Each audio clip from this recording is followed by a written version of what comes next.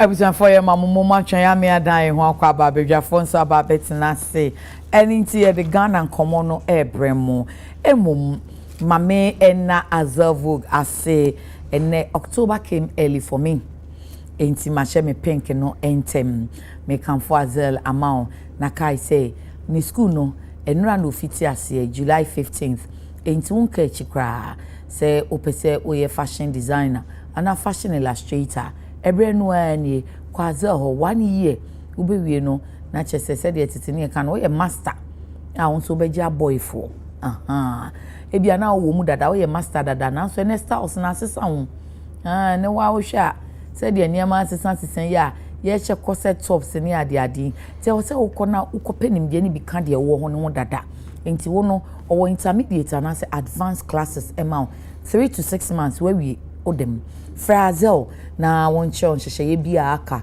kai say school na ye weekend any enwumre enti betumi akọ simple 0244 155266 0244 155266 utimi ene so de the hair mama Nails and beauty eni papa jusu eni ayefe ebo no so de boko eye shefata na ebeche amount eno a eni Nails and beauty the hair mama woto dodo ana ba akope se de mi hye ne ba yi bia na onso nkrofo tomi wo ho pa misre wada enku kra nko China nko hehe odie bomodia bra hair mama ho na only problem friend 055 3837 055 3837 or Spintex Kotobabi Ecobank Echihwa pe me was special birthday dedication me no nti breja fina breja nso de ne diaba nti mame titi ni nyina mfi ho me wia na afi ekwan ni mu atene enu nti glorious happy birthday to Asida Ousu Ayim of Valley View University Basic School grade 1B. God bless you Asida from your mom and dad. And then we name say love note intino me can kind of say the actual mama in pepe inti happy birthday to you Calorine Abina Echa Osei. Though we've taken different paths, I still remember the good times. Wishing you a birthday as wonderful as you are. You are such a great personality and you will never be forgotten. So know that you are appreciated. From Prince Obimpe, producer UTV Morning Show. Hey, Honorable Vondu Steady. I don't know producer, I don't know Into on send me the crowd to swam into no Kalo Erin. It is your day. Enjoy from my producer. I feel I'm quite breja de and so mano. Breja say happy birthday to John Kweku Bwedi of Immigration Passport Office Kumasi from your dad ACI James Hayford Bwedi and the family. And then belated happy birthday to Mr. Daniel Ajukum Hene of Quality Control Limited Cocoa Board Kumasi from the entire family and Bra Eja and say Jacob Nano no and Amachewa Benefo headmistress in Louis SHS Kumasi Auntie Amma and Wawoda Hedi Ola Williams Emma happy birthday.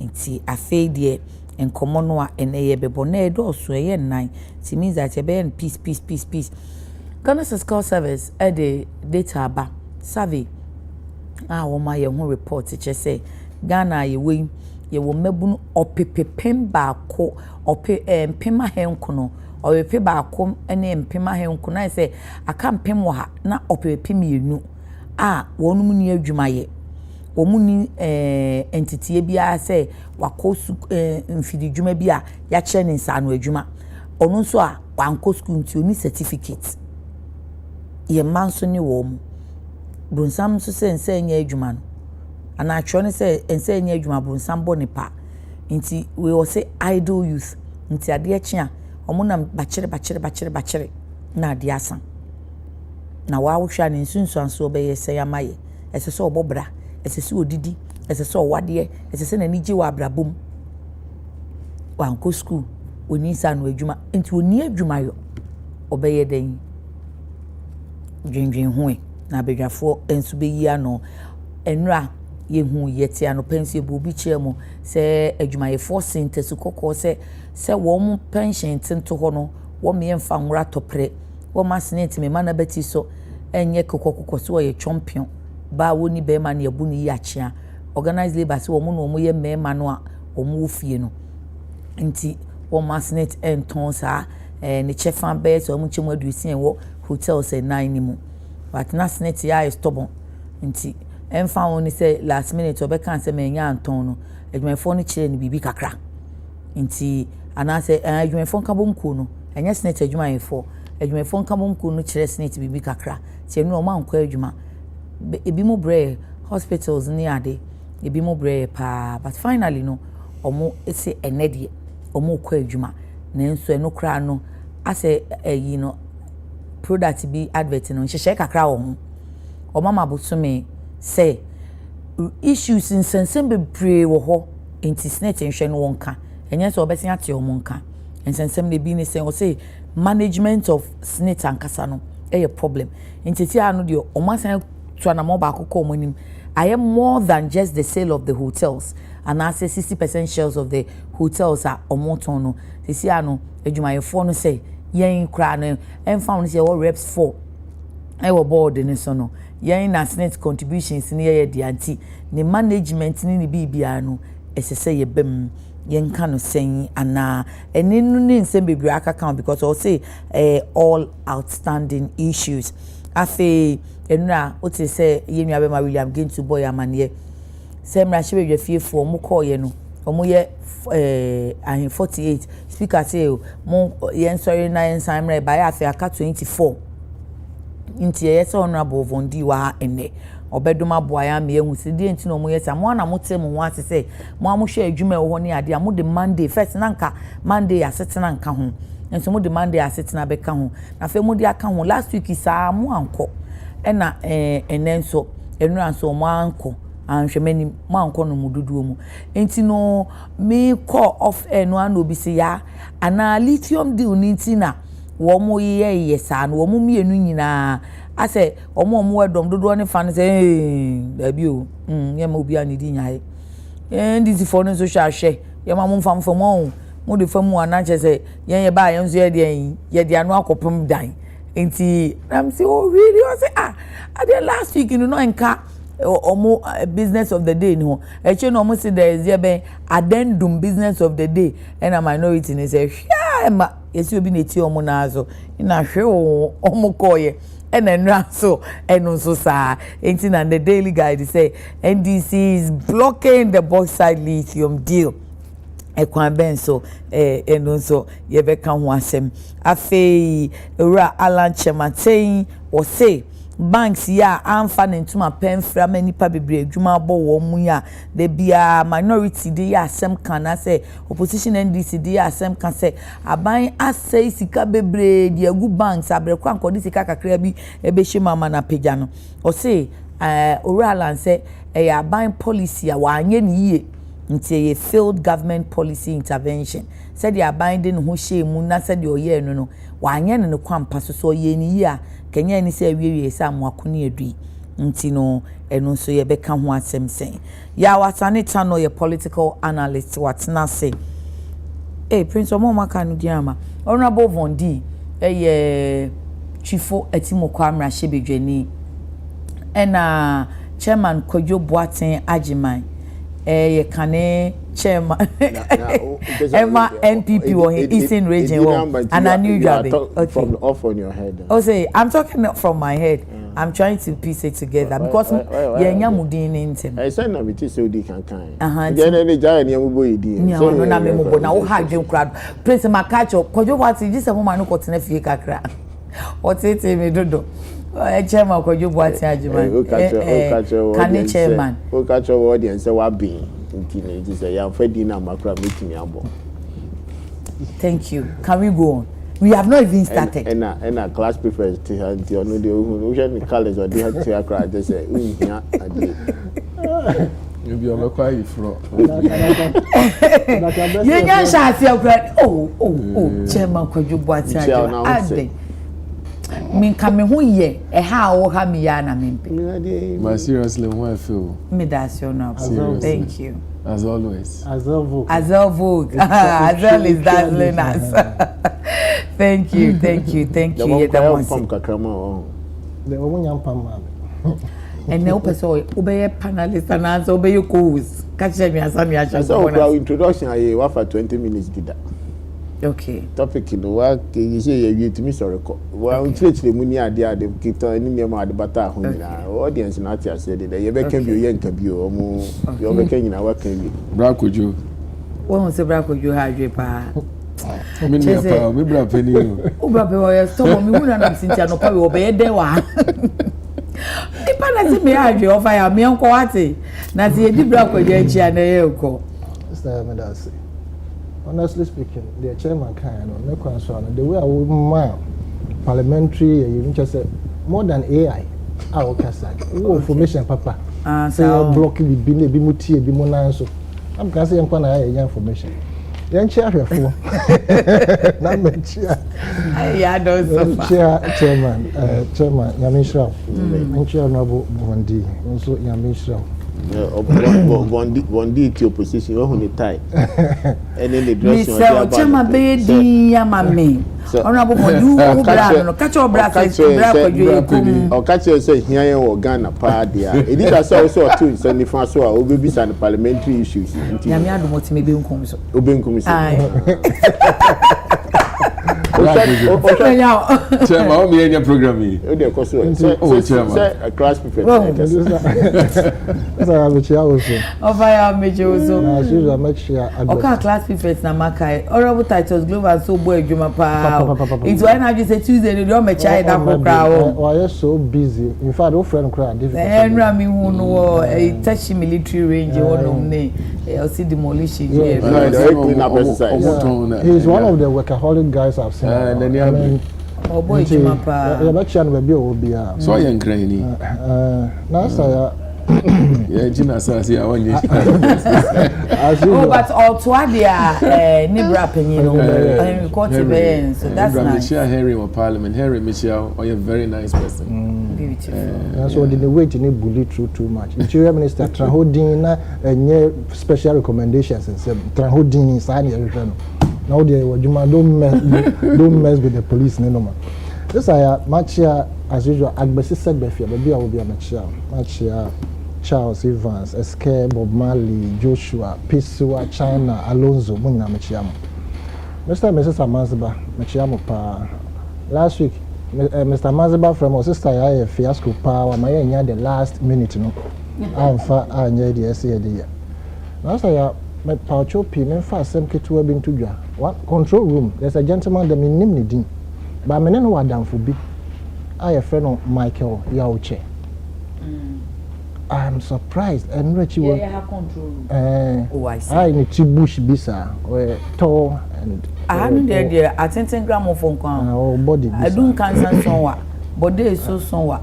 Okito name Mr. Piano Moonshed and so I know him by the face, but they didn't know.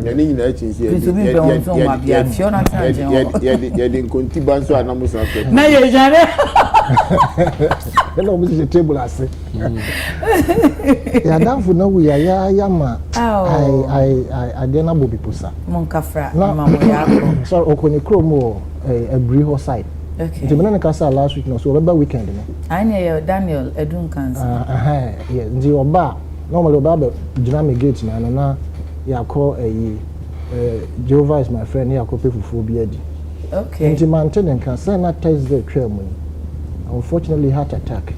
Jeez. Well, yeah, Juma port, a honor didn't queer, port, and so you who the echoes were on. Until my better fee, and then I know why you oh, Michael, you may for currency, and I will show you a ding. Now, Metwaso, we are calling some Malcolm DK. My former friend. No, your current. My friend who doesn't look for me. No, he will look for you. Okay, my friend look for me. Or your deputy minister of the energy. Okay. DK 90. Mechiao pa Abuakwa South. Done deal. Na Honorable Isaac J. Mensa Wasa East Mechiao. Honorable Richard Achampo Bia East Mechiao. And Frederick Yaw Amankwa. Only about the list, but the chairman Yabuto baby. German of Mechiao. Yes, of fire. Somehow, and to see watch here, and I think I'll buy them. The issue of say workers' union and a labor. So starting with labor. Let's go. Don't worry. Okay. But I come back also. Yeah, fine. Don't worry. Let's go. Labor union. Omo actually omutumi. Na first of all, no. Ye nyina yenti asese bibi e koso Africa. As time goes on, I am very confident say governance a best son wo African continent no. Enche ye benya radical people la. Ombe jina omonan so a omunso hwe. Ye benya nkofo a ombe kan say yen per the constitution on the African continent, most of the constitution actually say power belongs to the people.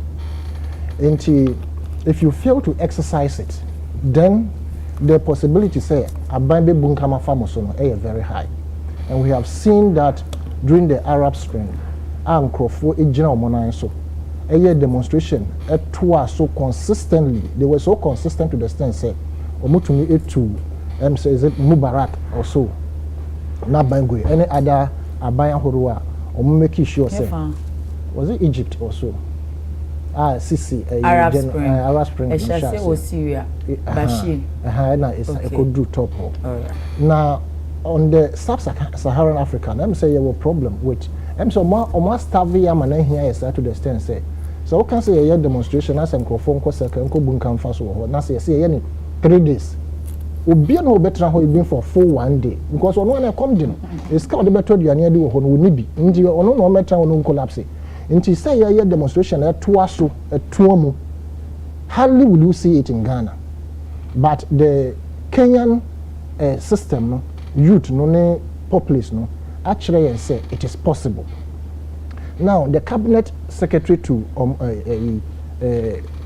government no wa babon tambe can say over the past 2 years, it's called more real ne sebe adamudi omo age omo ko Dubai ne bribes a whole watch omo tono 1 million Kenyan shillings or whatever it is.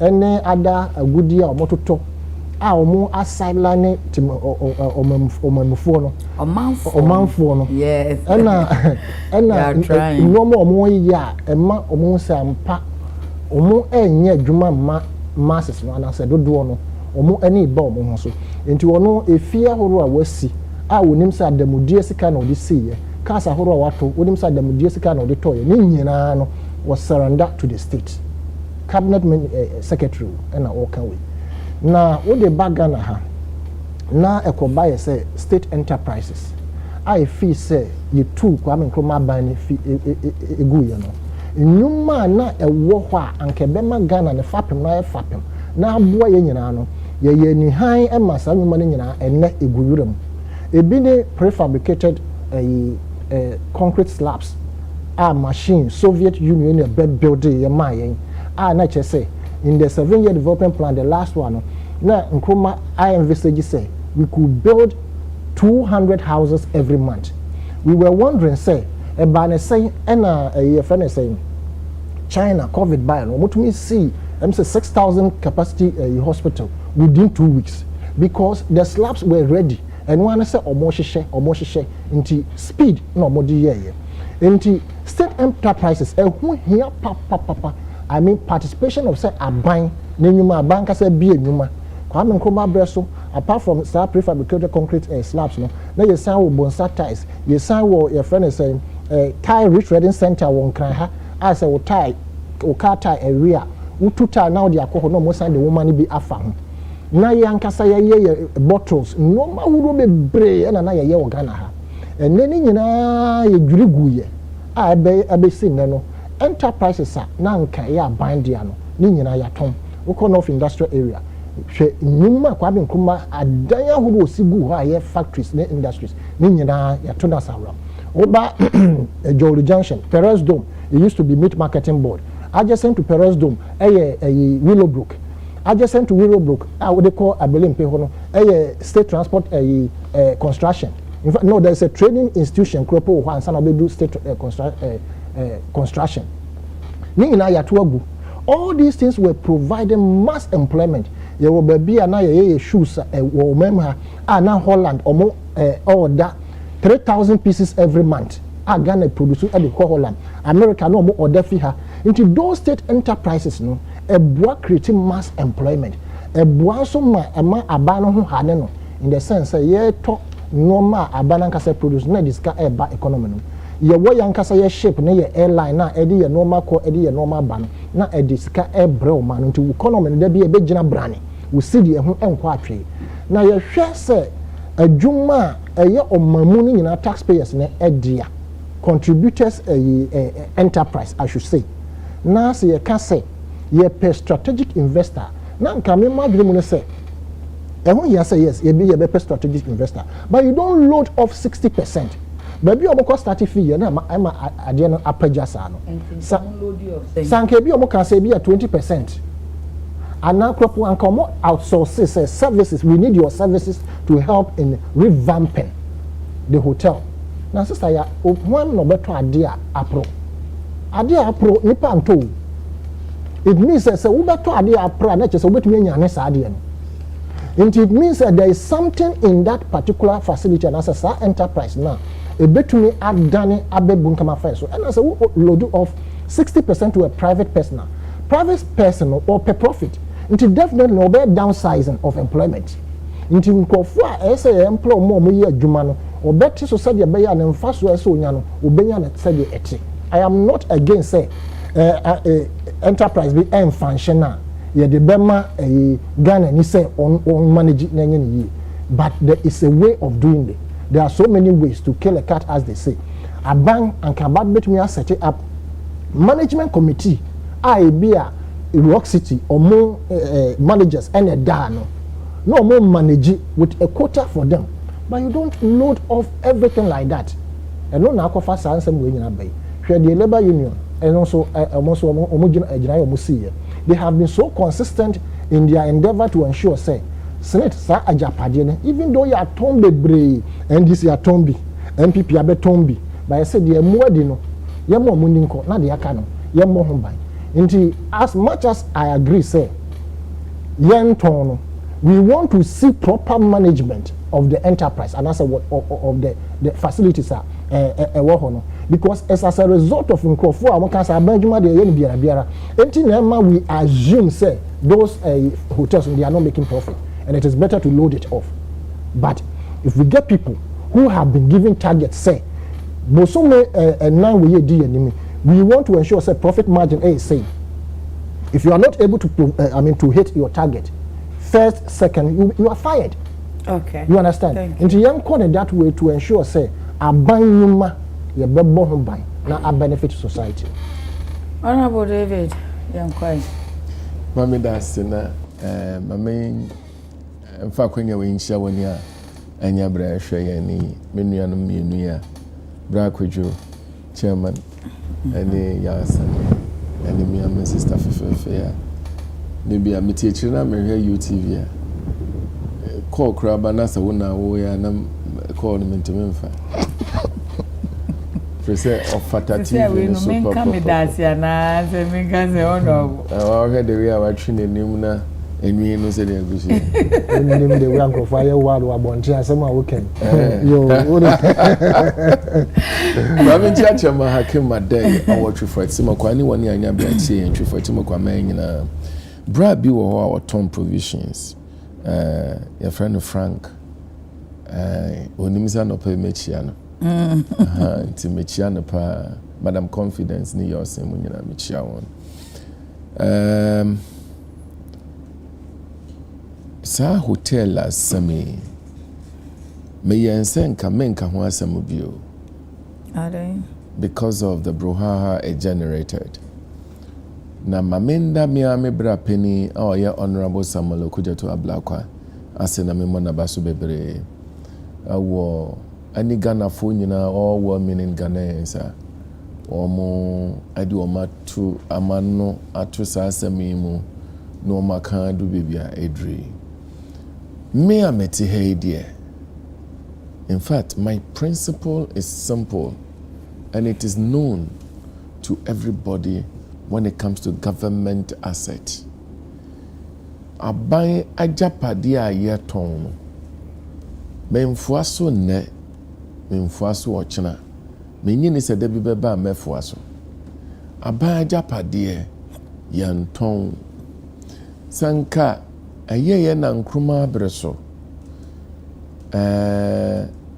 enuama waye ama Ghana ni nyina yetimi bon ho ban ehwe ya oil refinery na mene ka sei egu eda hoyi ene hwese de tema motorway aye ukotema obehu industries akese menu ka sei no wo ka ukọ North Carnation here industries akese ayanka esisie ni nyina sesei no yedi bia ya asore me wa he me Church of Pentecost elder inti ya na patonim yedi industries ni nyina koya asore ana se Adekye a yebekwa asore anopa ewie anwumre 24/7 ne wa asore dem ani any industries ni nyina ya asore enso nyankopon wa ma enyansa enimedie eni suehunu se yemfa nkoye adwuma ne ye ho ntoyen nanso ya ne asore akotena asore dem ne adi industries Kwame Nkrumah sisi nyina dane asore ana ne ya ne yakohye ne ye bomba ye nti nyankopon nye den bio aho na ohwe senate asame ya hotel muamu se emfamfa so mma no adwenkyere wo hu ne se yanton managers ewo ho a ehwe hotel nti a enye adwuma no wo bayi wo mo adi no apɛ foforo aba be manage hotel no na hotel no bayi adwuma aho yanhwe ya ye betonton ye nnuama wo Ghana he nyina na fe ya beye nkoa awo ye nia ye krom ena me no kase onim se golden tulip fa na esi ho no ye friend golden tulip biomo se ye friend Lancaster hotel esi anu Lebanese fo na agi afa odi ase emwa Ghana kwan bia so yaton amomo ana omaji afa nesi yaton amomo ya se yaton amomo nyemfa se omaji afa se omabefa na ni da bi yaton amomo okay na yaton so a bebi asika ne fa no wodwene ho a onti ase hwe se wokọ airport sesi a airport asase kakraka dawa de ba DVL ho no ɛho nyina ne sesi no madwene ni nyina nsase ne yaton ne nyina de ama private investors Kotokana okay. Kotoka International Airport.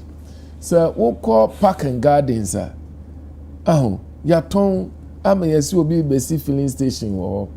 Wokọ prisons head office wa prisons. No yaton enti ahobrase ne anidie mu o. Nipa na yaton ama no. Yen ni sa nyansa ne adwene ne bia betimi di ade na ye biribi a beboa Ghana na. Ani se nyansa wo yetrimu ani se yesori a ni yaton enti na ya na mebisa asem sinti Ghana pani enti nana do danko akufo ado ni ba wo mia pani enkrofo nsam wo mo keka ye bra no mo opposition woni pani enkrofo pani say it will be difficult to attract serious brains into politics in Ghana.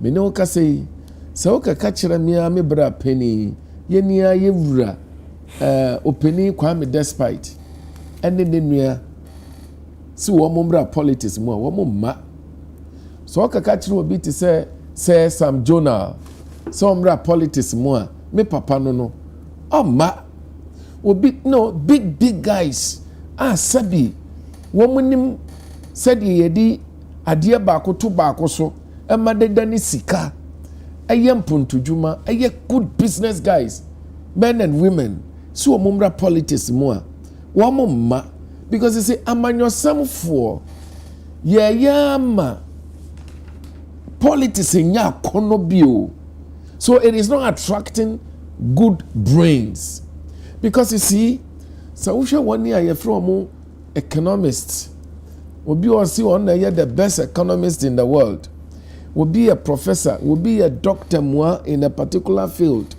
No ababeye amonyomsem ni amane ministerial appointment. Na you know na wo hwe ne dwuma wodie, and then the end results na. You know what be so are we really attracting good brains into politics? Hwe onim se Ghana ye was no. The only save revenue streams are ye wono eye mienu pe se bosia de ukoji bosia ubetua, you can't call it revenue. Eye royalties, any taxes are ye because we are not into any meaningful production. Eno sukrano nanado danko Akufo-Addo ni baomia, His Excellency womodi ade a yɛfrɛ no a japa deal ba befa royalties na akɔ na aka taxes nko a bay inti hotel kakampo intimi manage kurom ha na ne yɛbɛyɛ dan wa ha aho inti for me it is a good thing sɛ nyame adom yɛtimi agyae hotel yɛtɔn da me pɛsɛ ɛka enuama aka nyinaa nso ne enyan wani nyinaa nso tɔn nsase a yɛtontɔn na yɛ mengwanwa sɛ wabɛgye obi asase sɛ wode yɛ adwuma aban yɛ adwuma na sɛ adwuma na wɔpɛ sɛ wode yɛ no wonyɛ bio a na wafa asase na atɔn. I mean my intention crime for sorry a na sɛ wokɔ Kumasi na ɔte kɔkɔɔ soɔ sorry a na word obi agene dia na Ghana ye akɔ he. For me, I think that the board must be dissolved. A Senate board no as I see di bribi sua bribi Senate board no yan dissolve me and for me proper board a bit me manage the asset of the state. But you see Senate say we could take a decision we here. What consultation went on as I said me say me say busumiso na as a member of parliament say me Jimmy pay slip na me hwam na me hu sika ye tia koma senator Professor Mate Besie kakai musu nshami oti ase kakai musu nshami na me yem hwehweme na say wo ko take decision say enuama etisi ye ne de ye tua pa ansa na mo kwaya se ama mo ESB Sadia ni yebe chirechirem. I see. Because you see, you know why? Amanyosomfo ni ahyeda na yen ka ye ho asem papa. Intina woni e wo mamu. Enso e ka nsem a e fa amanyosomfo ho sa. Menua ba. Woni me say me salary a me de ko fie no. Aye 11,000 Ghana cedi. Bank of Ghana governor no oje ahe more than a billion. More than 100,000 Ghana cedi de ko fie. Member of Parliament, me do constituency every morning. Answer na me pay free fee no. Anya krana my teachers ka be 5,000. Sika me di ko fee salary 11,000. But kona kwa say board friend is saying Bank of Ghana. Oji ahiana Cocoa board. Oji ahina mo rani Cocoa board mana say and the Bank of Ghana mutumi year losses over 60 billion. What me papa tiase no there be na me busa because ye ka se mo de mo kan 71 for ne ho you see mo kwa ye wonim say me ne wo ka say mo ba mu bi enti mo de mo contribute wonim say me ne wo ka say yeah ye wo parliament me aba parliament 2020 21 up till now no your salary and determine your salary, so we only living on some level of determined salary.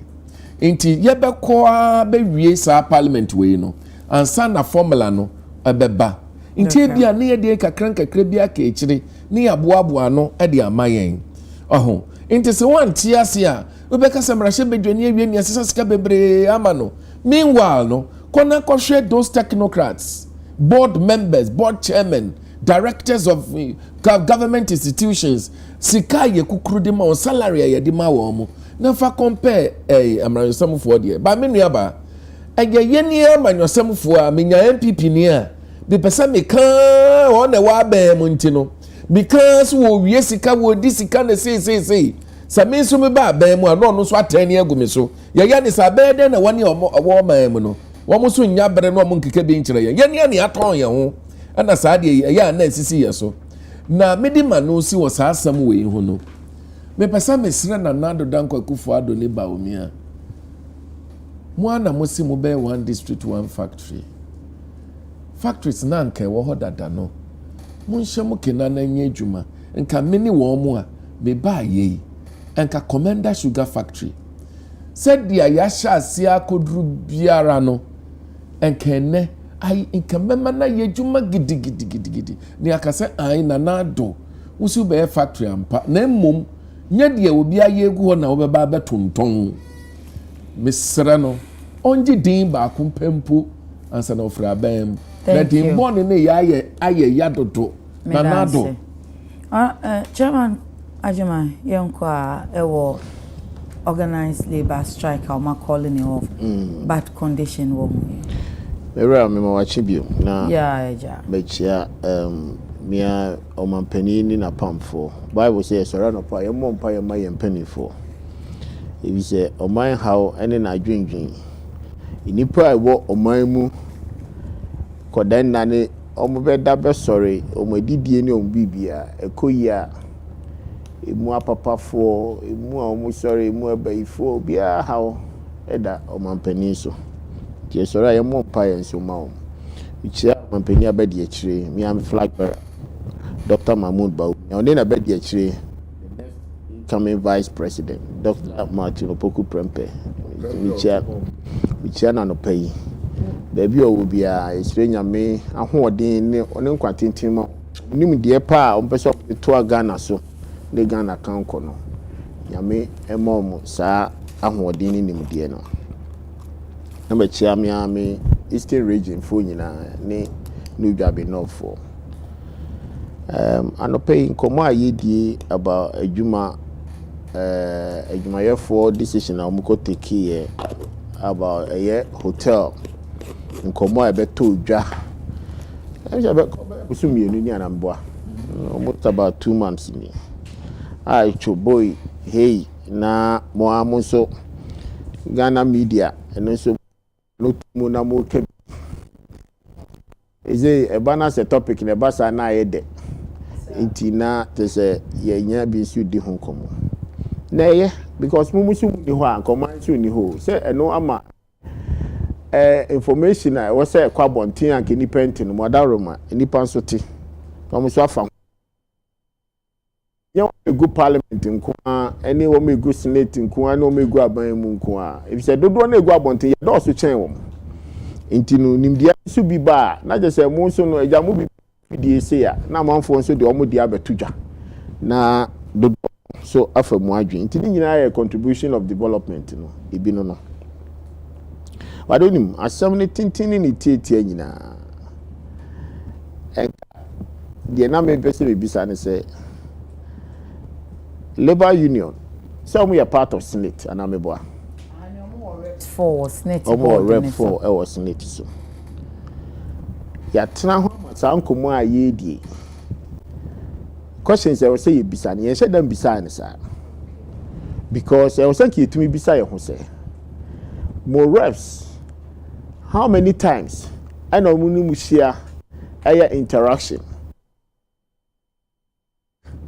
niema ekoso contributions a Ghana adwumafo to the Senate and the development of Senate. If say madam unim say sa hotel e propose ai enya na asem ne ye kan ho asem ye kan bosumi mienu abeto ho aye dede nyina em say jam start e kura be 2020 about 2 years ago, 2022. 2022, very well. Inti be 2 years ago a yedi ho komo. Labor union so mo krom ha. All the organs were hanom. Inti at the end, no, can we expect to say, and all these discussions, can they must have a brief somehow to say, ye two anamombi, I me jidi says anamona ye two no, and Ghana, and then boy age my effort because a juma for mona musika and a did two sa anamono. Okay. Etika yen train, and man could do baby. Near the boat obidi, agaso. Ya na pesa eto, Kojo na pesa eto, ya na pesa eto, David na pesa eto nti. Ene ye pesa yitu sa na mo no. Eba sa dia na je sa ko se o man ni chechire ne kanko ni nyina ye twa hwefom. Ebi se nkomo aye die. Ene demonstration ni ade nyina aba. Eba se ya menu mienu ene ke compare partners bi Lebanese fo bi na on be di sa nkomo ya. Ka me nyini se ka organize labor ko make soro aka so mo ko demonstration. Any demonstration was a strike. Oh, wow, indirectly. So, nipa all turning in an problem and now say, Tona now. Let's start the first demonstration. There was a demonstration before organized labor. Some strike. So my own demonstration. Any some organizations. Okay. A demonstration. Okay. And the most of the placards no ukuja to presentation or not just say number one is about the person who is buying the hotel. I see. Check the communication. But if it is about that person, Friday no Rock City car say me cry me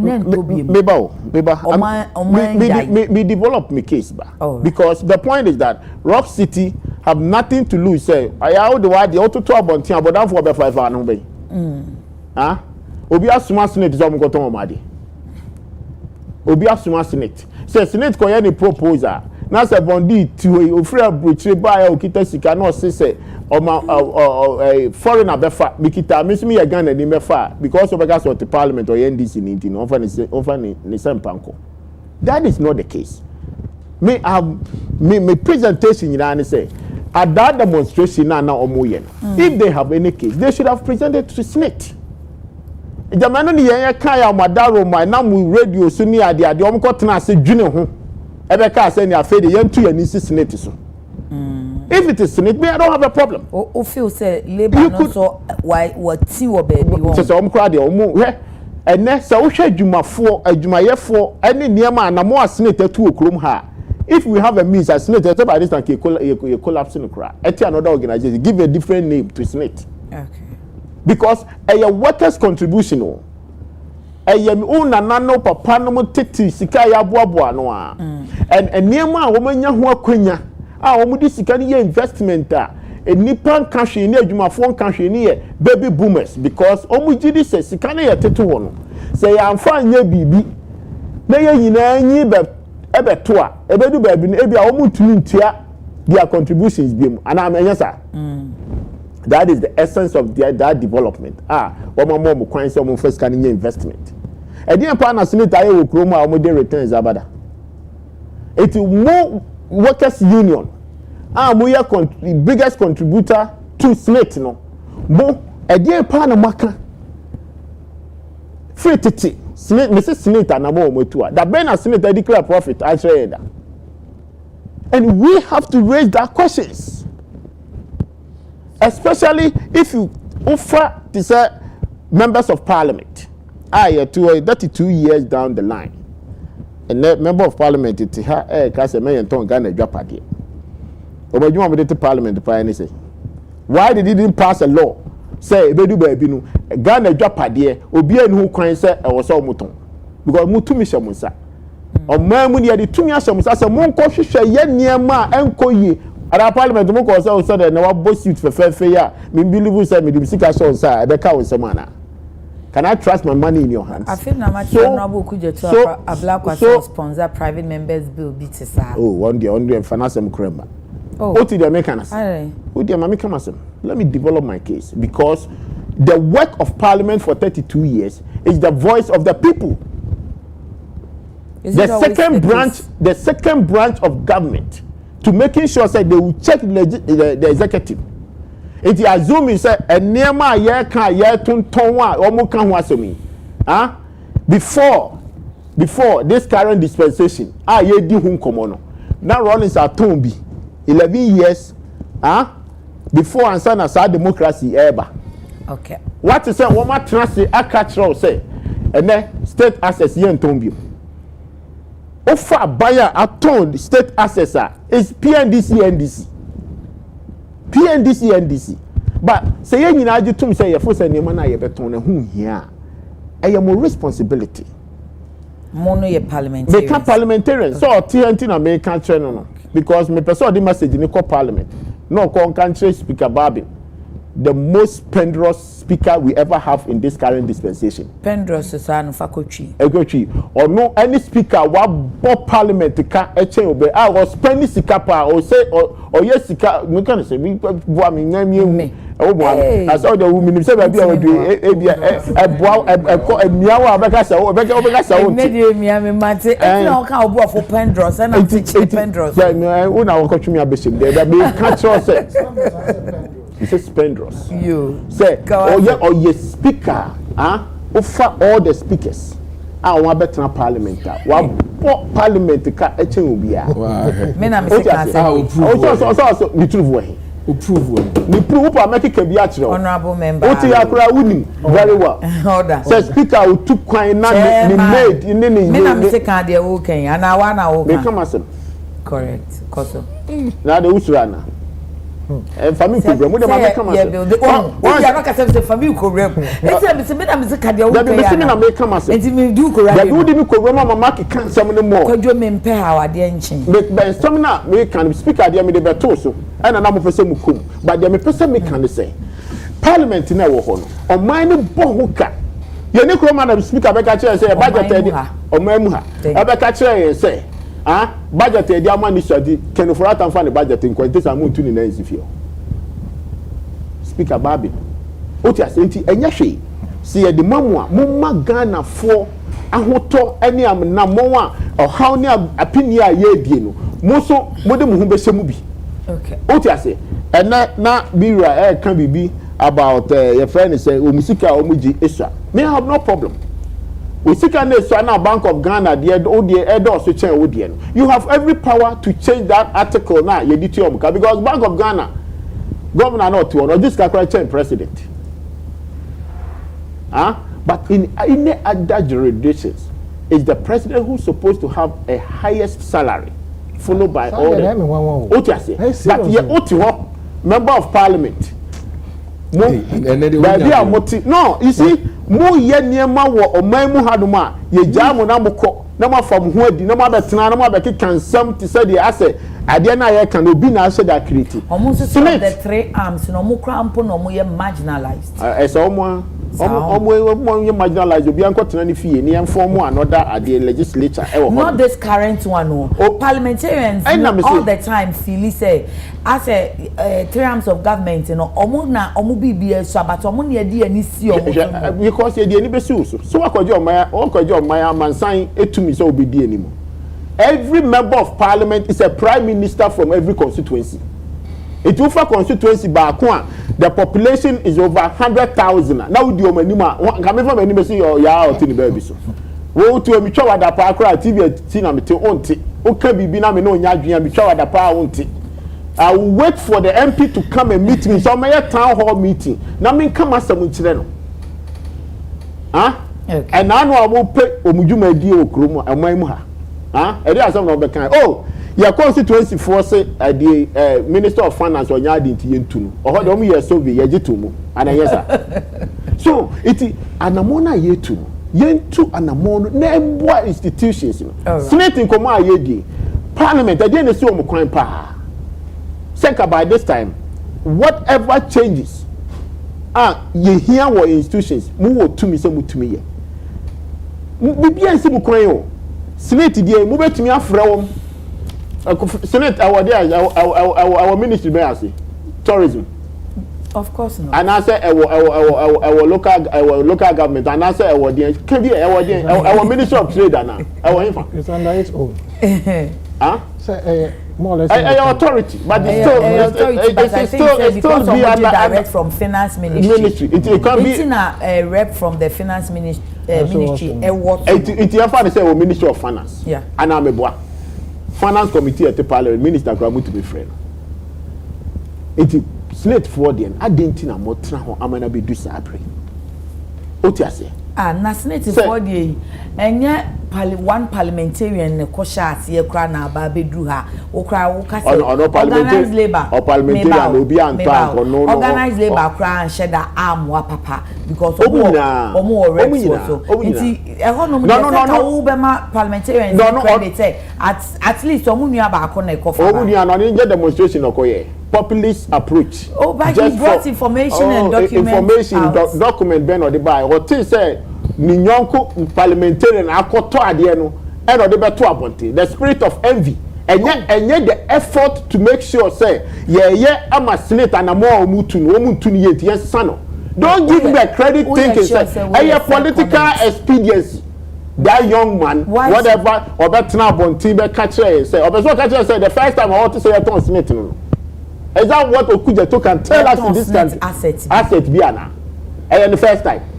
A political expediency. Your court is a MPB, a free MPP, or your government appointee. Or no what into yenye emotions. Ghana. No. In the past, or no. No. Kind of credit. Government. Or kind of credit. So let me focus upon what me na. Me say o kan no credit. Say what you say. A political expediency. Period.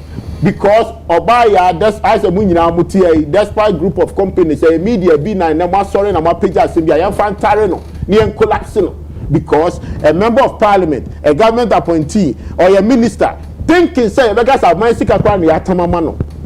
And I say on Franco. But because assumptions he has documents or the proof the sale of it any terms of payments any adeno wasn't. Do you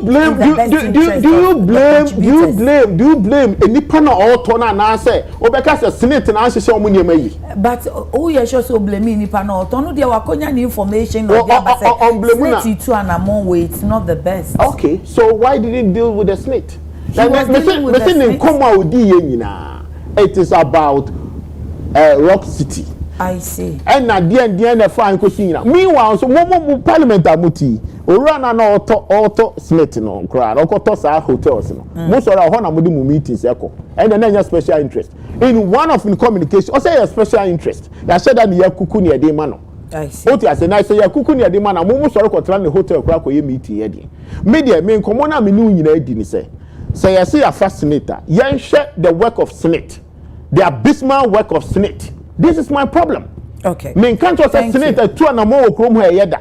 Me I've criticized them every time because the BBA Senate do me can be me who faso, me who returns.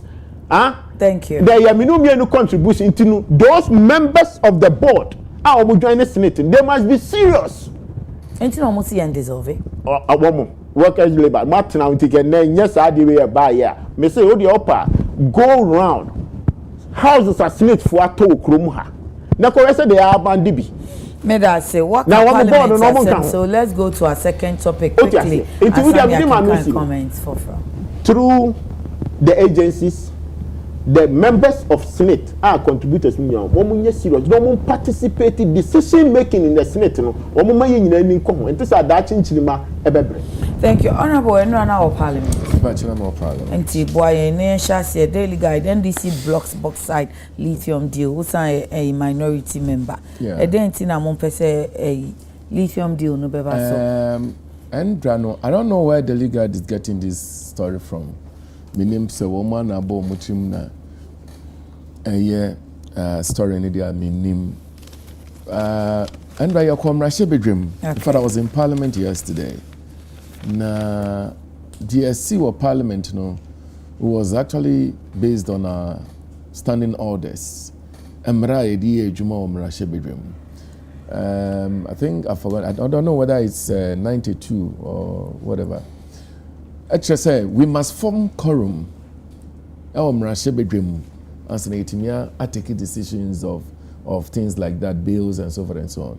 You know, and teacher say your bamra shebe dreamwa at least year 275 mebwa, you know, at least 2/3. My friend is saying Baye yechemu miensa. Okay, 275. Yechemu miensa divided by 3. Anya kura mu half emu baako embra parliament.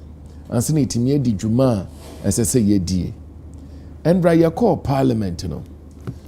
Na ohwe minority side. More than half of us were in parliament. More than half of us we were in parliament. But mo sorry one na mobile na o share MPP for side, the majority group side. One me wo no kan ya wo do 10. Okay. In fact, I personally counted them. There were about 6 or say and I wo. But mo call you speaker ma mo sorry for 1 hour. The issue of quorum was raised. Say emra ye di ejuma omra shebedwem no. Emma ho kwan say ye ejuma. Enti sambra no so say obi raise ya. Ese Mr. Speaker ma yakoye number 10 minutes. Owie sana na afi no wa ma ya sori kakra ni atwen be between 30 minutes to 1 hour. Ni ya sanso abel bell na se obi amra. Afi ya sanso ba biom na se number no anso a speaker ni ho bribia yo agise wa join sitting no that they call another day. Okay. Enti no ayamra ne de ye adwuma mra hye bedwe menu aba. Aho say ye ka nsem ya mom ye ka ne se de etie manu we enra pena man for me koroma man ye because na media manu we beka honorable bondi ebi aka say koroma asemi. In fact I said enra koroma mo anodon pressure cancer assembly said there have been days and times one for me quorum but mu ye adwuma.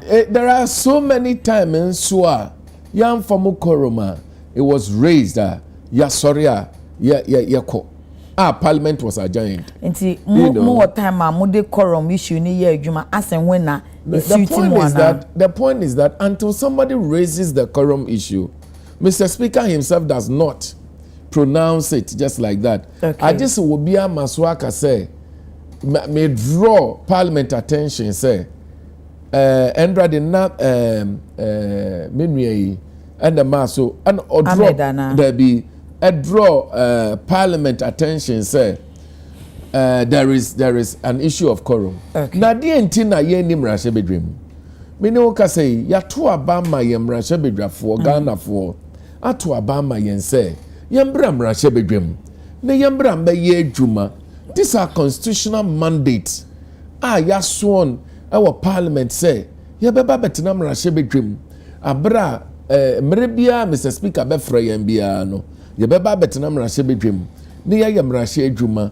Unti wo behwe ebi wo ho ane ekọ recess enso behwe na Mr. Speaker atron krata e de afra yen bebia wo bia sese wo ba na oba parliament na de sese Mr. Speaker ka se yen no me ebi wo na ye very urgent bill bia se ye pass bibia ebebo o man na ya ye ni ade na de na ba ye na nsen wo be komra hye bedwem no na wo mo a government business prosecutors one government business da woman nan so asese wo de ba na ya afa yan so ye edom kuma no ye boa na ye bobo ho no wo be komra hye be dwem no wo mu nim ho no wo de wo constituency ye campaign bi mu di wo mu flag bearer chi sa azonto ni ade ni nam asa no wo sakra no ensisi nyum a ye boso honorable really wo hu ba omi a wasa na asa ensisi nyum so da honorable really ba mi asama na sa asisi nyomo mo ehu da entina mi si really entino wo mo asese o mo ba mra hye beje brako to hwe ni meboa wo mo asese ba mra hye bedwem na edi asem ba ho wo mo na ye the owners of business, owners of government business. MPP mra hye bedwafo mu de Ghana fo di agro meba MPP fo na ye government business owners wo mo na de business baba beto mrahye bedwem na ye ni aye adom kuma ani wo nyina abom na ya bobo ho na ye didi ebeboa Ghana no e de aye adwuma Woman are the owners of business in Parliament. Woman Simon Womo Echo Omu Consuls Womuko campaign. And Womu Mamra Shebedrim. At the end of Dom Kuma de Yeye. Obia Saudi Adanaba to an Yabo Bomono. One in no flag bearer. Nancy Mitty say, I see Woma for a committee beer. A year MPP for MPs Nibi. Any Napo, any Namu Pacho, and someone Napo Cocanwo. You know. Inti samo anone here mo. Enti amo mamra shebedwe mo a. Yeah, womra shebedwe dom kuma nya dan. Ade no wona crowd. You are the leader of government business in parliament. Inti wona say woni wo dom ba. Ne form quorum. Na wo baba no na NDC for endra ye komra shebe ye ne e ho no. Ya buru more than half of members of parliament away your side. I was there. I was in Parliament. What did I say? Near Dawson. 84 okay, near Dawson. I'm telling you, sir, 84 no. MPP for woman number 6. And you have business to prosecute. We are there to help you. Muye 84. Muye say 82. Afeidie mo speaker wa wache said the monhehye no yen sorry kakra yen hwe bia nipa be ba count because 84 no kai nya 5 kan or 6 91 92 quorum can be formed. Afeidie mo ba back one hour time na mo amodos no 82 no mo suasia hwe be say sister pe be bia ba fa because e be ka 24. Na the ochin chiria no a sukom ba ya de yan money din en sukom e ba ya ne ye kan asem na ne ye kan he woni pa fa enti kaya ya nanka one year strategy delegate nka kanchira one year edi bill ni mba say they need to be in parliament to prosecute their agenda. Okay. We're not supposed to be doing their business as if we have nothing doing, as if we don't have constituencies to go and attend to. They are making us feel like, I mean, as if say, the second time, no, I was still there. I cannot speak for any other person. Okay. But the point I'm making is, as I say, MPP for who say, they have business to do in Parliament. Thank you. Until they must come to Parliament, their delegate, who brought any bill that we fought against. We never fought against any bill. There was no bill. There was nobody making business for us to support or not support. Until MPP must be in Parliament to prosecute the agenda. We're not supposed to be doing their business for them. Honorable Pressure or can say there have been days move to me go ahead even if that strength I mean me opinion Honorable Anodompre. He's a very good friend, a senior brother. Okay. Nice gentleman in Parliament. What bill was he speaking? What is here? Sir to me ni kasa ni nyansa no wode kan say ebrebia ba yamba Parliament ade. He should use that to advise his people to come to Parliament. That is what we are talking about. But you don't let us go and sit in Parliament. Now we need Moses as on today campaign on constituency. What do you want us to do? We don't have business to prosecute. They have business. They should bring it and I will prosecute the business with them. Thank you. And that's what they must know. Chairman. Mami, I pay no the near bring yes mumba Parliament. Don't you know free Parliament ba? Now I don't who can say I say you can now get you. So you see Parliament or pass there has not been any change since the constitution they told why guiding and say almost individual. Second Parliament is a serious Parliament. Said the all kind said they're all dancing around the presentation. By this time, you don't need everybody to sit in Parliament to say, "Oh, bra," and at least by this time can remotely crown. You can register, meaning that you are focusing. At the end, in Nipa what business to come and do some presentation at that time, will be in the house. Virtual form of meeting no, what I'm trying to say is that at a certain time, the other development that Moko 5 democracy by a CAB. And all the time, I don't say house. We look at US Congress, which they are about 500, 600. At a certain time, over here house, we be in Nipa 70 now because someone presenting business. It doesn't mean say the rest are not monitoring or they are not in their offices. What you say? How do they monitor? We say be honest. When I make that say, not say the speaker, are not in office. What you say? Because that presentation, your constitution, your constitution also give us a mandate. Say, one call parliament, one business call parliament, one can how many times? Bebre. Oh, yes, because at a certain time, it's your leader who gave you access to speak. No. I didn't know. I don't constitution on kind. And that's all our business now that our crown trust now we do money. That is what it is. It is at for what not all the time. Oh, well, but no interjections are be you know. It doesn't mean say we go crown no interjections try and capture. What you say? I see. But there are some conversations and our business are all can what some say. To say you say a committee of parliament, a committee of finance. Presenting ABCD. We know the members who are going to speak to the issue. What you say? It doesn't mean say the rest are not monitoring. It do baby I will say a casting vote and I say because okay now we are going to take a decision. Either say be rejected and I say rejected. Everybody must be in the house. You know? It doesn't mean say business in Koso.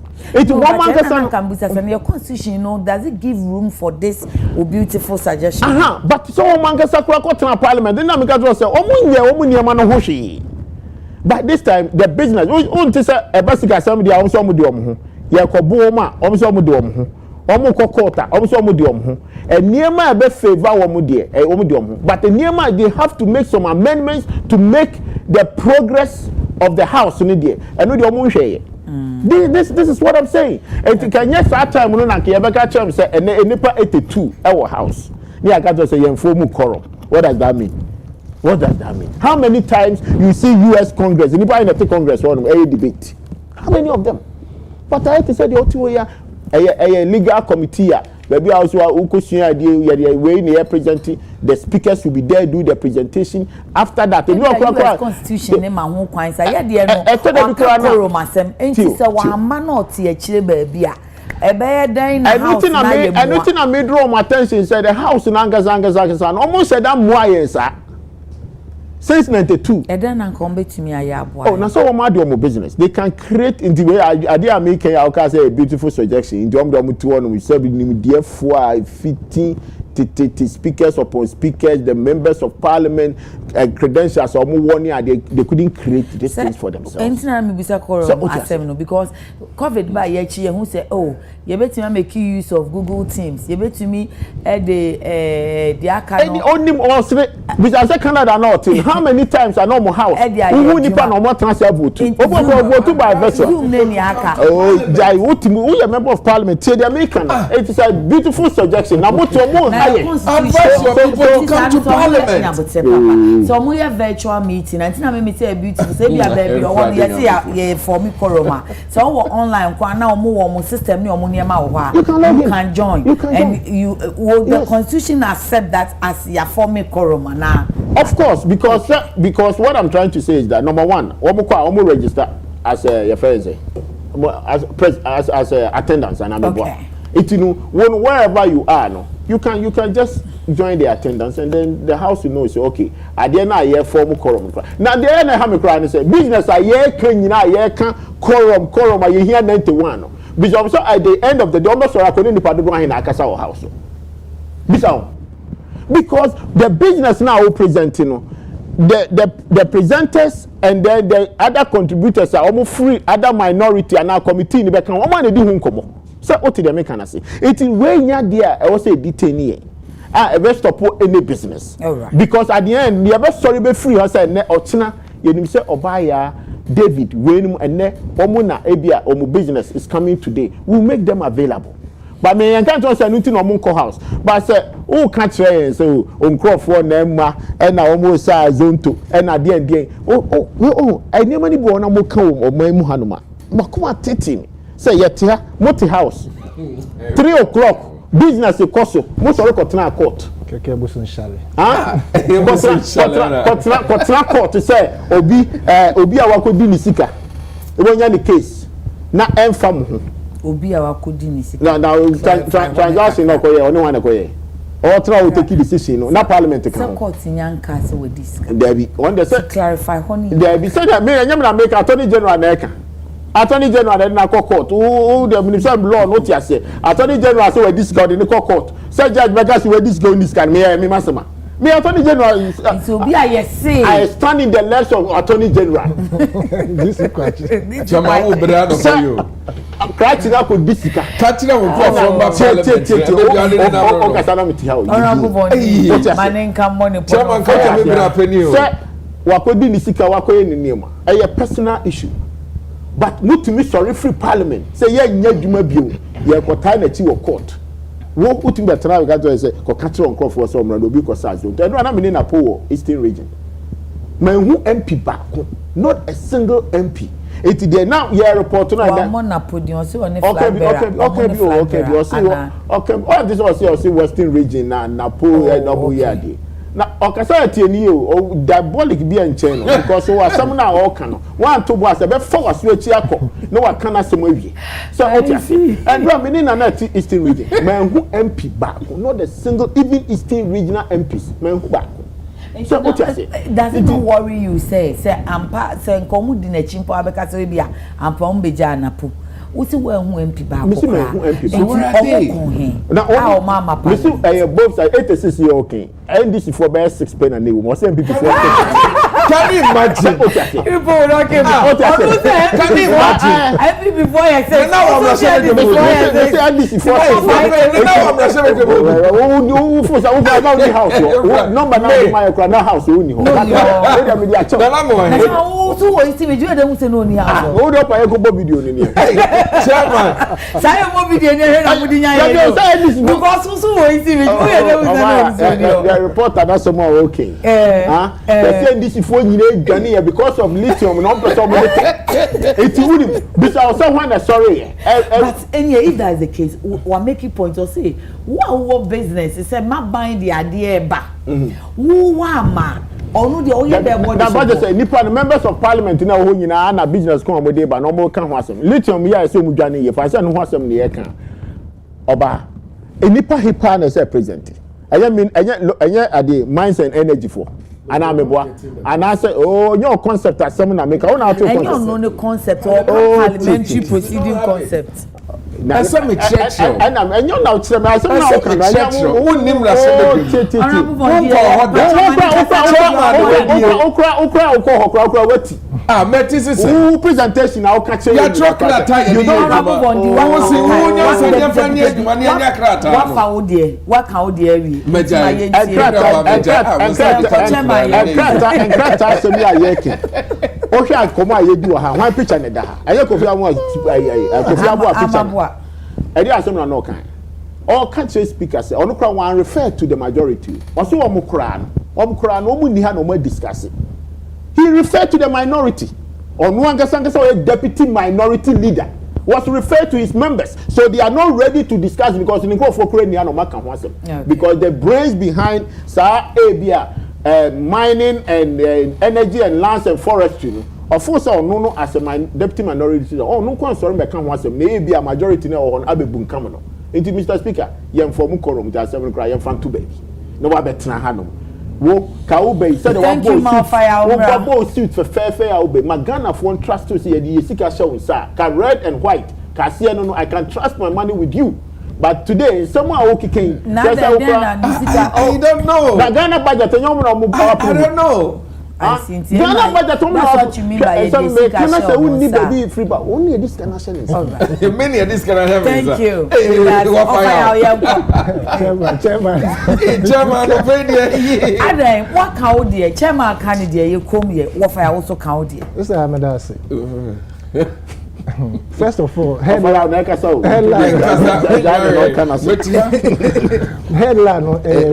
highly misleading. Senior prefect. Headline highly misleading. Say minority blocks lithium deal. So, only a minority. Minority and majority. So, parliament or more anka enyema sembia. But in several course first of all. Areas no diversify and I say ye koyen. These are standing orders na a chair and as a run a parliament a chess or move for quorum a beer 92 or so and so number no. If we are say a corner anymore, you bet me a zoom nessa no mano you know face whatever FaceTime no man bet me afani padu yes nti enkrofo betumi aye present virtually anka betumi abobo nsem ho so only chairman yeah dream was innovation yes because so we are world conference this is joining world conference and nipa be 2000 I will come Debbie now so we do the two I am sitting on no ya adwene because I saw Ukraine can be good because why a virtual presentations in the world we are not there yet. You are not there yet in the world that is not there make a seminar now who attend into area from manual to digital as we are preaching now most of the time virtual and also now we are in a campaign season. Into whether we like it or not, you can never get the parliamentarians being present. Most of them, they are serious doing their campaign. Into you are not there. Yes, obeying but I see you here and Sunday idea. Fata.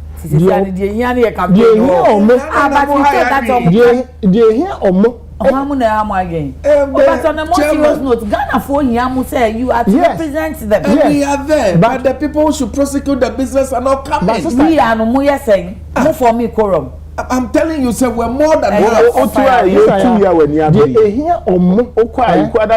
in this present. Here or more, and they Tuesday, you know, I had a 2 o'clock for anything because I had a live program. One my Ghana BBC, UTV, anything about or sorry, we are part of maybe I didn't better. Call me Brappenin.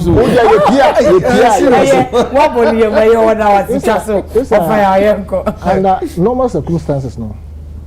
Abnormally, but normally, the here or moon on is in the sense that everybody wants to remain in parliament or person protecting his seat. Into about the here and son of Baba dear fata. And also maybe your man for an so share. Exactly. Or yes, be your parliament. Yes, almost sure the names of our constituency. Into that one we can pardon them, so you cannot we may not be getting full house from now onwards. You can't unless there's something very critical. But yes, so far. The most important thing I can make say the youth of this country, any labor union, you bear consistent strike or no work everywhere. This lithium deal. Of fire. It is the and most. Rano, do you know how much it costs the nation? Saya, it is the most. If you grab it to me, I found one share or more. Lithium, no. Strike. Be careful what. Yes, because we need to demand what is ours, our right. Do you know, say, lithium is, as we speak, the demand percentage is about 400%. In the next 20 or even less years, the demand for lithium will rise to 4,000%. And lithium is more or less now the ruler of the technology. The technological space, lithium na ebe jimu tintiman power. Your friend saying electric cars are most of them batteries are using lithium. Na sa nyamia bua na sa modi ye noma nyina acheche. Nyamia bua mo modi acheche sa na sa ya benya lithium a. Modi lithium no so ache. And you tell us in the face say it is the best deal ever in the history of Ghana. This I say lithium no kwa.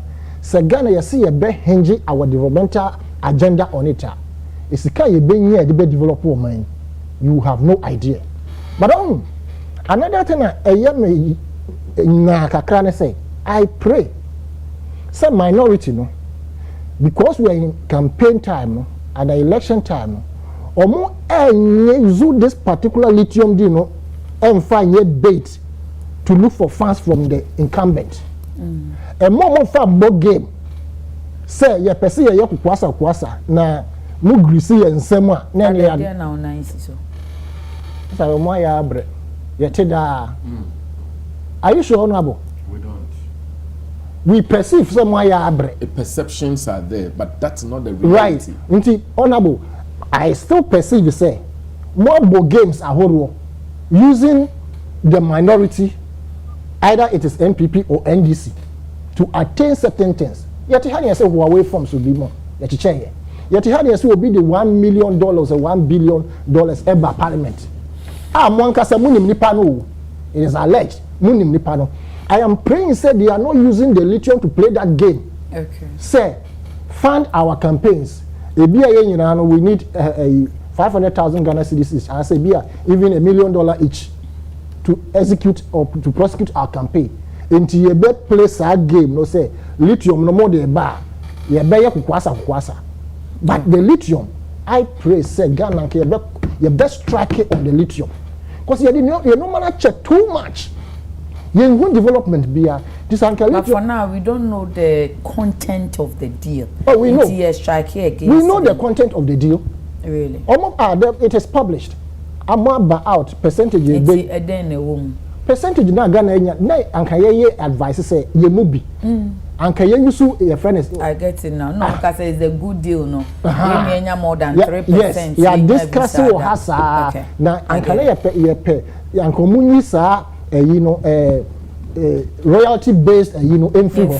No more production sharing agreement. But some case they will add value to it here. There is a clause there. Say value no mobile add nipa na a company or whichever organization are take over no. Basic refinery. Now say to me and see then there is a clause between me can say so to me and say they can give that to a local person to build a refinery. Okay. It's a clause, and we have known from the free zones. You say in Crawford register, you are more tax waivers. Number. Or more year tax waiving a university 10 years. But no more sister company needing none and then they take another tax waiver. Those clauses in it, no, gives the investor a leeway to shortchange Ghana. Until we are saying, say, do a proper deal. We want 50%. It is ours. Lithium, nobody can say, mama, they will run for it if we demand for 50% or even 60%. And this is the game changer. When you bet to me at the Akwesiawa, you can say, Munya concrete road, dualization from Accra to Takrady to Kumasi, Munya bullet train from Accra to Napanduri, all these things, we can get it from the lithium. But Obi big crash at the bottom, Akodiya Wuntino, Yankai and Yamre. These are the problems. Sad trains are short from Adekye to Accra, a bit easy traffic. We can do all these things, but because of Parliament, 32 years on, or more inability to put in place proper measures to benefit or minor into the Thank you. No, tell the man talking right now that people are sitting in churches most of the time because they are unemployed and times are really hard. Yes. Tell him to thank God for the fact that the average Ghanaian turns to church and God for hope and consolation in times of despair. If not, Anka, what happened in Kenya will be reciprocated right here in GA. Why successful, and then okay, let me continue. So you accept that Golden Tulip Hotel, which was sold to foreigners, is better than a Ghanaian citizen buying part of state property, Nana Kwesi Safo says, I pity the youth of today who don't hold any political party card nor benefit anything but still vote for NPP and NDC. Delegates collect money to bring us our MPs, whether he is wise or not. Then we, the youth, get busily voting for them. We should wise up. It's time we start voting for independent MPs. Hey, Francis, I don't know who the Atamano pays are near Naba. Cherewaji, what Jayatim did you know? Alaji Aminu, ya, if one is not a thief, how can you earn? Hey, Alaji Aminu Begro, and also the attempts are how can you earn 11,000 Ghana cedis and spend 5,000 Ghana cedis every morning? Nana Safo. Nana Kwesi Safo, this current government is the worst government this country has ever had. Okay. Kwame Nasiditi Obi birthday my yes umpesi ebekoso wofake new plant station circle. People who were calling for an apology are here lamenting again. God bless Dr. Matthew Opoku Prempe for doing the needful. Okay. Awime Veronica. Okay, Vero Medase. Avume Veronica. Augustine Odro, NDC and NPP should wait for new force. Ghana youth are awake now. Okay. Bra TJ, good morning UTV, watching live from Akachi South in the Volta raging. Felix Amelian Ade Antia, please, the NDC and NPP are the same with the same political agenda. They only see problems when in opposition but defend when they are in power. Hence, all Ghanaians should be citizens and stand for their right. Abdul Abukari, the NPP is struggling with the economy. And then he says, tell your members to come to Parliament and stop these stories. You guys are not serious. Bukari Noah, Abdul Bukari Noah, no. And then Petit Emmanuel, I said there, Ghana are most leaders in this country. I'm not getting it. Petit, sorry. Na me read it, but me nyani ye papa. Until they editing na sign fabra me kind do me kind. And one soon abe. So ish yapompo 10-14. What's you? Mamantem. Inti pacho me sha say wo chairman, so chairman pacho we the wrap up. Me nim say 2 topics na aka no be fa bi aka. That's 1.9 million youth. They are not trained either. School, so yeah, quickly. You can land okay. So let's do some 3 minutes then. Okay, you better say. Let me say, Jama. Now, before I met TSC youth nowadays, you have nice presentation near there, and then on the party go here. With all these brilliant ideas. I have no idea. Yeah, senior prefect, but I won't be sano. Say, with all this brilliant assessment, me idea or the two say. Thank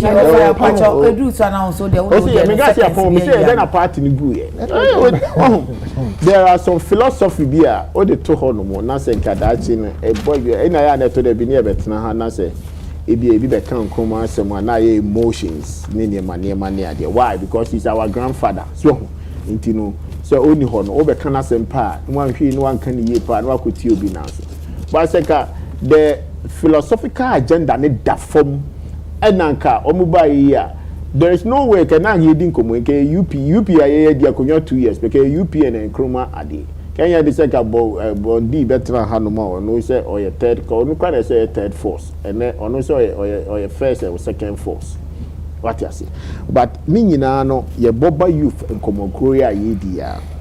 Say I had drink a crack, but I did back my me bo na kufu ado abanso me bona abaso saa na mo wetu say ene ye kan saa number you. Mewura me ka nyame anu nyam say enye free education and to sa na mo ya ka sa number ya ka uhu ka be hunu 3 times of that. I'm telling you, ka be hunu number we just last year first quarter. Oh, some the same statistics now. So we can na make ka be hunu 3 times of that number. Because so share and kwala na do ero for the last 6 years 6 years, 7 years, they are close to 5 million, about 4.something million. It assuming say, such situation ya yetimi, no school, no life, nothing. She say, what man can sabra bono? Ka obeshe kwala ba school a bebre, papa no kra be hwe because you road this free education. School Pop John, my constituency. Papa bi besra ne ba.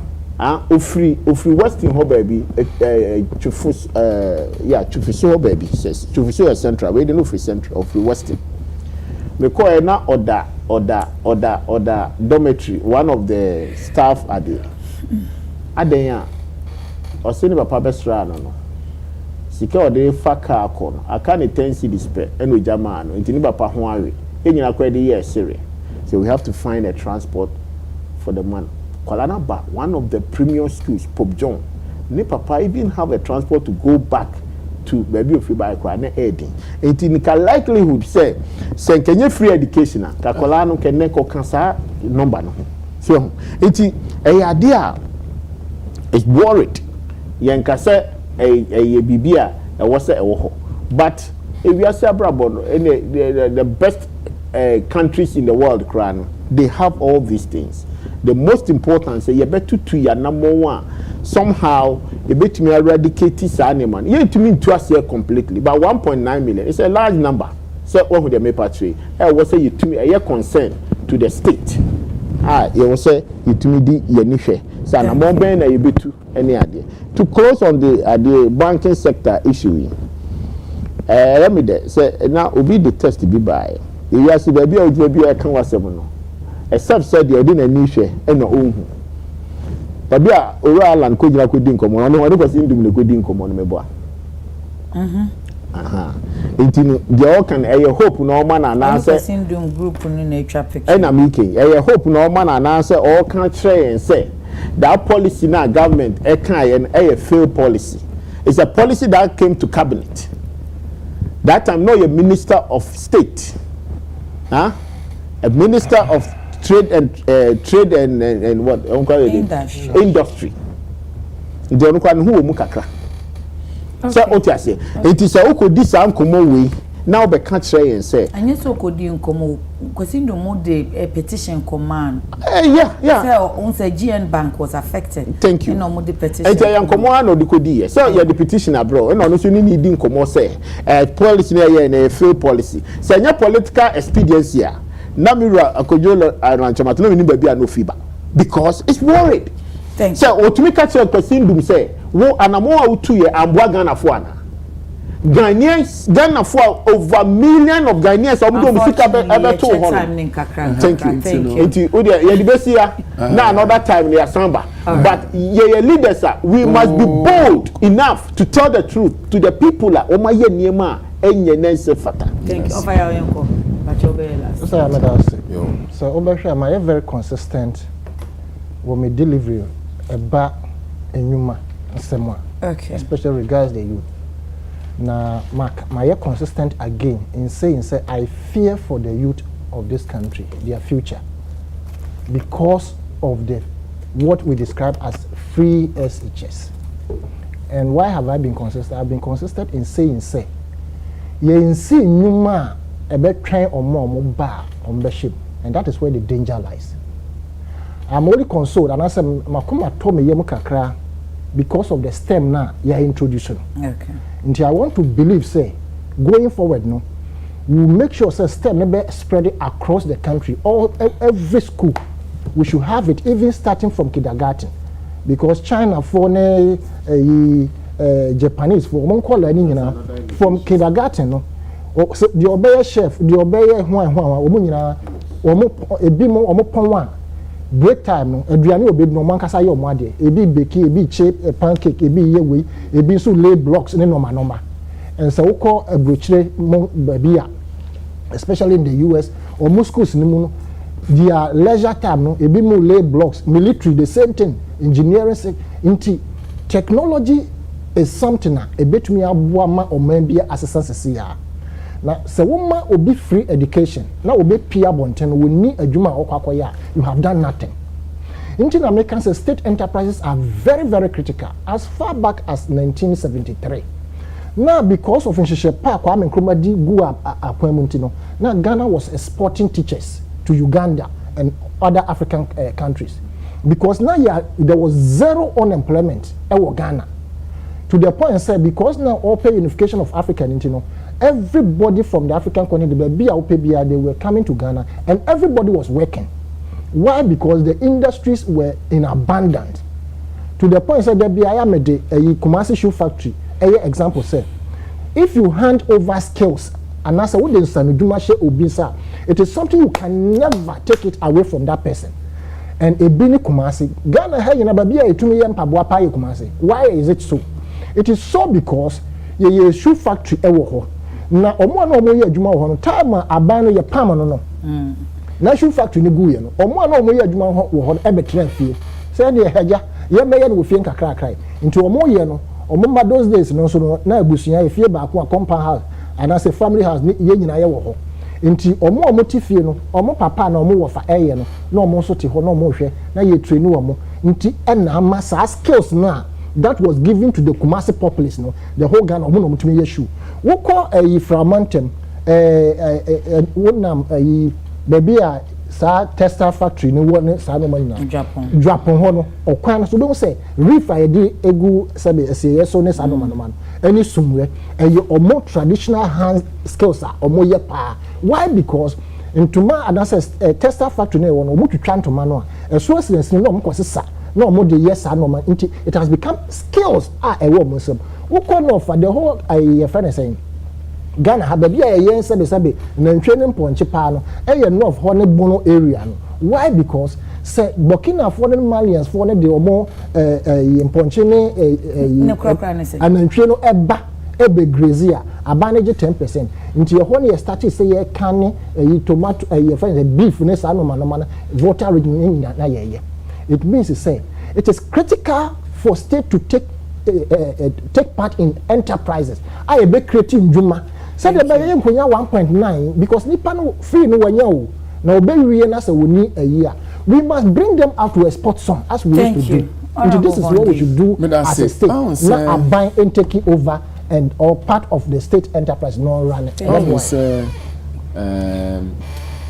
yakoya be nyina no so nipa ne ne adwuma yo a na sitinam no abe ha adwene enti no na say me te say I say Vice President Akosi Hostel say we be training and crowdfund entrepreneur lecture mun san adwuma kakra so about kaya for hostel me aba after 8 years in government afeina Baumia His Excellency Ope President ADA no wetimi Akosi Hostel so be training kaya ye me am wa he as a mrashe bedwani am wa ha 4 years na me kwen so we battery for atimokwa this is very important we battery for atimokwa en kola me do o ma sua adwuma a train wo mo nsa no adwuma ebi ye 3 year ebi ya depam ebi ye driving ebi ye teller what all you know I mean every 3,000 I mean do o ma sua adwuma a watch for atimokwa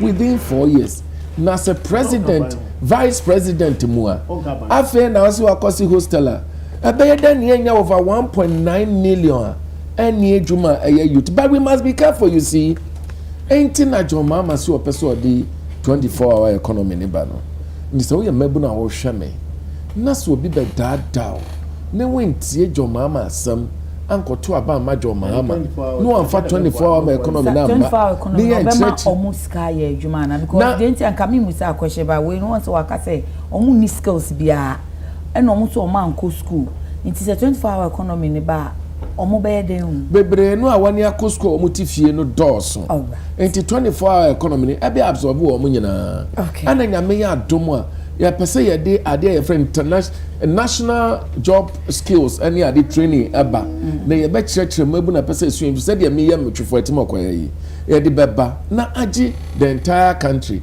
se wentie we ye mabu no na wentie na okodi nkrofo we ye chi bio akoto abama bawomia wagu banks alanchemanti ka ho asami Senkawu company me da wase me pachawo Senkawu company ene hia 9 billion be survival na woni e wo ma ye adwuma Ghana for be nye adwuma ne bi ayo ene se wo di 28 billion be kwa akogu company no a di onye na nka wo be fa bawomia adwuma di chira to akufu ado ye ne se onfa 28 billion ko gu banks no na Ghana for nko tenefie nipa we ya beka che so opeso obedi president betu abama no Ghana youth eshamonsa nda ache honorable betimi ahwesu yi ana bawo mi na betimi ahwesu yi ni nyina ashe CD Vondi MP chifo atimokwa ya wasane tano political analyst and chairman Kojo Boatin Ajiman former chairman ma NPP ewo new job in anope da masipa iranum meda azovo gase na makacho say school no we fiti ase enti wa wo pensa no adwuma yi say wo pefa fashion designing, fashion illustration 1 year na wanyansa no adwuma no an so be call Azov call se wonso wo mu dada wo hia se obe upgrade your skills na or advanced any intermediate classes 3 to 6 months na no so odem evening any weekend school for Azov was 0244 155 266 0244 155 266 ono na no pamata de fefefe e di share me eba utimi nso dia onitua Z Nails and Beauty the hair mama or ya de say enwi na fe or ye ne kama so na odi ama na acha ama se de be ya de bia obedi omo ho adanse na nso wakọ bi nti enwi papa nko a ena oton na tena ye no sphincter patchona Eco Bank echi hwa pe obetumi afre no 055 3837201 ya na wakoji woni ewo ho utu aton so ahonso betumi akọ sada medin de mama ya konama nyame nhyia so oje brehwe nyame ya domo china Adekye Nsroma besia ba ya crown